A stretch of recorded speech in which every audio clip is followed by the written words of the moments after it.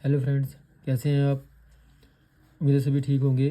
तो इस वीडियो में हम स्प्रिंग पढ़ेंगे। चैप्टर नंबर 8 है, स्ट्रेंथ ऑफ मटेरियल का हमारा पार्ट है ये। ठीक है।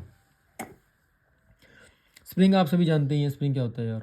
Actually it is an elastic member. एक इलास्टिक मेंबर है जो अपने अंदर एनर्जी स्टोर करता रहेगा। ठीक है। और जब में जरूरत होगी तो छोड़ भी देगा वो। आपने देखा होगा, न्यूटन का फर्स्ट लॉ पढ़ा ही है आपने अच्छे से यार। उन्होंने कहा था कोई बॉडी रेस्ट में तो रेस्ट में रहेगी, मोशन में तो मोशन में रहेगी, जब तक उसको एक्सटर्नल फोर्स ना लगे। मान लो मैंने किसी बॉडी पे फोर्स लगाया और मैं उसे यहाँ तक ले गया, खींच दिया मैंने। ठीक है। अब न्यूटन साहब के फर्स्ट लॉ के अकॉर्डिंग उसको यहीं रहना चाहिए था, वो यहाँ से बैक नहीं आएगी जब तक मैं इस पर ऐसे वाला कंप्रेस, जब मैंने टेंसाइल फोर्स लगाया था पहले, उसको यहीं रहना चाहिए था न्यूटन साहब के फर्स्ट लॉ के अकॉर्डिंग, जब तक मैंने उस पर ऐसे वाला फोर्स ना लगाऊं। ठीक है बात, उसको यहाँ से यहाँ तक रहना चाहिए था। लेकिन स्प्रिंग के केस में ऐसा नहीं होता भाई। जब हमने फोर्स लगा के उसको खींच रहे हैं ना, एक्चुअल में होता क्या है, जब मैं उसमें फोर्स, किसी स्प्रिंग में फोर्स लगा रहा हूँ, खींच रहा हूँ अपनी तरफ ऐसे हिसाब से, तो उस टाइम क्या हो रहा है, जैसे जैसे मैं फोर्स लगा के उसको खींच रहा हूँ, उस टाइम वो अपने अंदर एक एनर्जी स्टोर करता जा रहा है साथ साथ ही। समझ रहे हो? जैसे मैं फोर्स यहाँ से हटाऊंगा, रिलीज करूंगा, तो जो उसके अंदर एनर्जी एब्जॉर्ब करी थी उसने, उस एनर्जी की वजह से ही वो बैक ओरिजिनल पोजिशन में आएगा वो। यही केस रबड़ इलास्टिक मेंबर जितने भी हैं सारे सारे ऐसे ही करते हैं यार ये। समझ बात नहीं आई?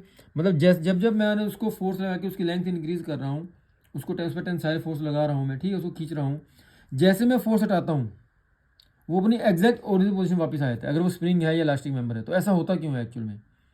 ऐसा इसीलिए ही होता है कि जब मैं उस पर फोर्स लगा रहा हूँ तो अपने अंदर एनर्जी स्टोर कर रहा है, एनर्जी एब्जॉर्ब कर रहा है वो। जब मैंने फोर्स हटाया, फोर्स छोड़ दिया, due to this storage of energy it regain its original position, original shape. समझे बात? समझे? तो कहता है spring is an elastic member which can absorb energy. वो एनर्जी एब्जॉर्ब करेगा जब मैं उसको खींच रहा हूँ, जब मैं उसको लोड कर रहा हूँ, जब मैं उसको लोडेड कर रहा हूँ। By very large change its form, उसकी फॉर्म में बहुत ज़्यादा चेंज आता है, वो बहुत ज़्यादा बढ़ेगा या कम होगा। And then can release when the same when required, जब आपको ज़रूरत है तो वो। अच्छा, आपने पुराने टाइम में घड़ियाँ देखी होंगी, हाथ में घड़ी पहनते थे लोग और उसमें चाबियाँ भरा करते थे, चाबी भरने वाली घड़ी देखी होगी आपने यार। ठीक है। वो जब हम जैसे चाबी भरते थे ना, तो एक्चुअली उसके अंदर स्प्रिंग होता था जो कि धीरे धीरे धीरे बाउंड होता रहता था। अब जैसे जैसे टाइम बीते धीरे धीरे हल्का हल्का वो स्प्रिंग खुलता रहता था और वहाँ से हमारी घड़ी चलती रहती थी। जैसे 24 घंटे, हर 24 घंटे बाद हमें उसको चाबी भरनी पड़ती थी उसमें यार। ठीक है। जैसे हर 24 घंटे बाद चाबी भरेंगे तो दोबारा चलने लग जाएगी, या अगर चाबी भरने छोड़ दोगे तो वहीं रुक जाएगी फिर वो। सेल वाली घड़ी बहुत बाद में आई है, पहले ऐसी घड़ियाँ चला करती, स्प्रिंग वाली घड़ियाँ चलती थी यार। तो वो कह रहा है ये वाली बात यहाँ पे, the spring in a mechanical clock absorbs energy when the clock is wound. जब हम उसमें चाबी भरेंगे, उसको वाउंड करें, तो वो एनर्जी एब्जॉर्ब कर रहा है। This absorbed energy is gradually release at a slow but continuous rate at the clock, as the clock, जैसे घड़ी चलेगी वैसे वैसे वो अपनी एनर्जी रिलीज कर देगा। When the energy fully release the spring retains original position, यहाँ तक आ जाएगी और घड़ी मेरी बंद हो जाएगी वहाँ से। और भी कई सारे एग्जांपल्स हैं। ऑटोमोबाइल में आपने देखा होगा, सस्पेंशन स्प्रिंग देखे होंगे आपने यार, शॉक एब्जॉर्बर्स देखे होते हैं आपने। ठीक है। वो सारे सारे इसी पे हैं। वो जब जैसे जर्क आएगा, ठीक है, जैसे कोई रोड में जाएगी गाड़ी, झटका आएगा, गड्ढा आएगा, स्पीड ब्रेकर आएगा, ठीक है, तो एकदम जैसे ऊपर उड़गी नीचे होगी तो वो अपने जैसे ऊपर नीचे होती है ना वो बाइक, हमारी स्कूटी है, जो कार जो भी है, तो उस दौरान क्या करेगा, स्प्रिंग एनर्जी एब्जॉर्ब करता है अपने अंदर। जैसे वो हट जाएगा तो वहाँ छोड़ देगा एनर्जी, तो उस वजह से क्या होगा, हमें झटका नहीं महसूस होता। कभी ट्राली में बैठे हो, ट्राली में कभी बैठते हो तो ट्राली जब चलती है तो सारा खाया पिया हमारा हजम हो जाता है। क्यों? क्योंकि उसके अंदर स्प्रिंग नहीं होते हैं। 10-15 मिनट बैठ जाओ, सारा कुछ खाया पिया सब हजम हो जाएगा। ठीक है। बहुत झटके आते हैं उसमें यार, क्योंकि उसके अंदर सस्पेंशन सिस्टम नहीं होता। तो स्प्रिंग के बारे में यहाँ से डेफिनेशन आपने याद करनी भाई। स्प्रिंग कई सारे एग्जाम्पल दे रखे, थोड़ा पढ़ लेना यार। Springs are the elastic members which deform और deflect under load by storing energy in them. ये सारी बातें मैंने आपको अब तक बताई हैं। And regain their original position when load is remove. ठीक है बात, ये सारे अपने याद करनी है बात अच्छे से। कुछ फंक्शंस है स्प्रिंग के, यहाँ पे लिखे हुए हैं भाई। They are use to measure the forces in spring balance. They are use to store energy in the clock springs. सारी बातें वही जो मैंने बताई भी आपको। They are use to absorb shock और impact loading in the carriage springs. They are use to apply forces and control motion in brakes and clutch. Brakes में, क्लच में आप क्लच दबाते होते हो, जैसे आप क्लच दबाओगे तो डिसंगेजमेंट होती है ना उसकी गियर्स की, वो छोड़ अपने आप आपको छोड़ने के लिए आप दोबारा फोर्स करना पड़ता है। स्प्रिंग होता है वो अपने आप छोड़ जाता है, अपने आप चला जाता है वहाँ से। ब्रेक भी आप पैडल प्रेस करते हो, पहले अपने आप ऊपर आता है, आप ऊपर करने के लिए फोर्स लगाते हो उसको यार, ठीक है। स्प्रिंग होते हैं वो अपने ऊपर होते हैं। टाइप्स ऑफ स्प्रिंग, कई टाइप ऑफ स्प्रिंग, जैसे हेलिकल स्प्रिंग। हेलिकल स्प्रिंग आप देखे होंगे हेलिक्स शेप में होते हैं भाई। दो टाइप के हैं, क्लोज कॉइल हेलिकल स्प्रिंग और ओपन कॉइल हेलिकल स्प्रिंग। एक है लैमिनेटेड स्प्रिंग और लीफ स्प्रिंग। ये आपके बसों में ट्रकों में नीचे लगे होते हैं यार। आपने ट्रक के नीचे थोड़ा झुक के देखना, वहाँ पे आपको मिल जाएंगे। मैं आपको इसका डायग्राम दिखाऊंगा आगे जाके। फुल एलिप्टिकल है, सेमी एलिप्टिकल है, क्वार्टर भी होता है यार ये, ठीक है। कैंटिलीवर है और स्पाइरल स्प्रिंग भी होते हैं हमारे। तो सबसे पहले हम हेलिकल स्प्रिंग के बारे में पढ़ लेते हैं। ये दो टाइप के हैं भाई, क्लोज कॉइल हेलिकल स्प्रिंग और open coiled helical spring. Close coil helical spring जो है ना वो इस शेप में होंगे ऐसे, मतलब क्लोज कॉइल है ना ये ऐसे बनेंगे, देखो ध्यान से एक बार। दोनों के जो टर्निंग है उसके बीच में तो बिल्कुल भी गैप नहीं रहेगा यार, समझे बात नहीं समझे।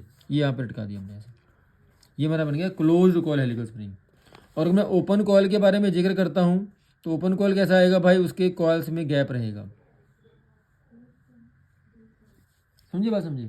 ये बिल्कुल गैप नहीं है इसमें, दोनों सक्सेसिव जो टर्न्स हैं हमारे उसके बीच में गैप रहेगा।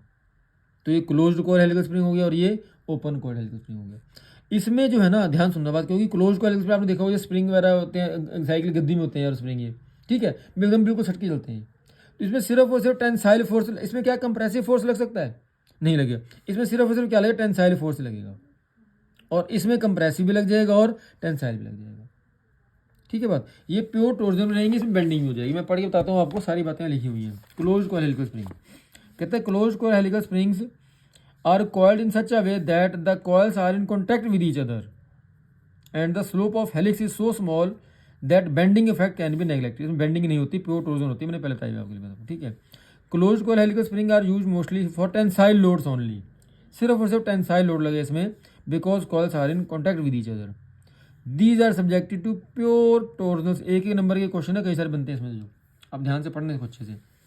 Open coil helical spring, in open coil heलिकल spring there are large gap between two successive coils.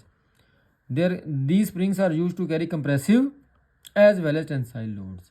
They are subjected to bending also। इसमें बेंडिंग भी हो सकती है, इसमें प्योर टॉर्जन रहेगी, इसमें बेंडिंग टॉर्जन के साथ साथ बेंडिंग भी होगी। कुछ टर्म्स हैं भाई हेलिकल स्प्रिंग से रिलेटेड। तो सबसे पहले इसमें से stiffness of the spring. Stiffness मैंने पहले बताया था, स्टिफनेस एक्चुअल में मान लो यूनिट डिफ्लेक्शन चाहिए मुझे इसको 1 mm खोलना है, तो उस खोलने के लिए मैं लोड दूंगा आपको, ठीक है। This load per unit deflection, इसको ऐसे रिप्रेजेंट करते हैं, फॉर्मूला बनेगा load per unit deflection. Book सिर्फ डेल्टा जाती है, आप डेल्टा एल भी कह सकते हो, एक ही बात है, कोई दिक्कत नहीं है यार। डेल्टा का मतलब है डिफ्लेक्शन कितनी आ रही है उसमें। तो स्टिफनेस ऑफ द स्प्रिंग में भी defined as a load per unit deflection. इसको ऐसे याद करो, लिख लिया ना, आपको नंबर पूरे मिलेंगे यार। रिप्रेजेंट बाय एस और के, नॉर्मली एस से रिप्रेजेंट करते हैं हम लोग, load per unit deflection, W upon delta L. Delta L क्या है भाई, डेल्टा का deflection of the spring due to axial load W, ठीक है। हेलिक्स एंगल वो एंगल जो हॉरिजॉन्टल लाइन से बनेगा, देखो ध्यान से एक बार। जैसे यहाँ पे देखा आपने, ये ओपन कॉइल है, नहीं क्लोज कॉइल है एक्चुअल में, क्लोज कॉइल हेलिकल स्प्रिंग है। अगर मैं यहाँ पे एक हॉरिजॉन्टल लाइन यहाँ पे डाल रखी है, जैसे ये हॉरिजॉन्टल लाइन है, ये हॉरिजॉन्टल लाइन के साथ ये जो एक्सिस ये जो एंगल बन रहा है, एंगल थीटा, ठीक है बात। तो जो हेलिक्स एंगल बनेगा वो इसे कहते हैं, it is the angle which the axis of the spring wire makes with the horizontal line perpendicular to the axis of the spring। Angle of twist, जब मैं इसको स्ट्रेस क्या नाम है फोर्स लगाऊंगा, उस पर ट्विस्ट करूंगा, ट्विस्टिंग मोमेंट दूंगा, तो जो एंगल से ट्विस्ट होगा वो उसे एंगल ऑफ ट्विस्ट कहा। जैसे हमने टॉर्जनल इक्वेशन में शाफ्ट में जब रहा था ना, शाफ्ट को जब हमने ट्विस्ट किया था तो वहाँ पे भी एंगल ऑफ ट्विस्ट आया था हमारा, तो यहाँ भी एंगल ऑफ ट्विस्ट आएगा। It is the angle through which cross section of the bar twisted due to twisting moment और torque. Solid length of the spring, solid length के लिए फॉर्मूला बनेगा भाई, number of coils into diameter of the wire. The solid length of spring means the distance between the coils when the coils are touching with each other. दोनों coil आपस में touch कर रही हैं, ठीक है, तो सॉलिड लेंथ कितनी बनती है उसकी, वहाँ से वहाँ तक, तो number of coils into diameter of the wire. ये बहुत इंपॉर्टेंट है स्प्रिंग इंडेक्स। जैसे यहाँ पे स्टिफनेस इंपॉर्टेंट था, हेलिक्स एंगल इंपॉर्टेंट था, stiffness of the spring. Actual में 2 टाइप के डायमीटर बनते हैं भाई, देखो ध्यान से। अगर मान लो इसका मैं यहाँ से यहाँ तक कहूँ डायमीटर, यहाँ से एक तो डायमीटर यहाँ से बन जाएगा, ये वाला डायमीटर, ये पूरा डायमीटर बनेगा नहीं बनेगा यार, ये मीन कॉइल डायमीटर, इसको डिपेंड करते हैं कैपिटल डी से।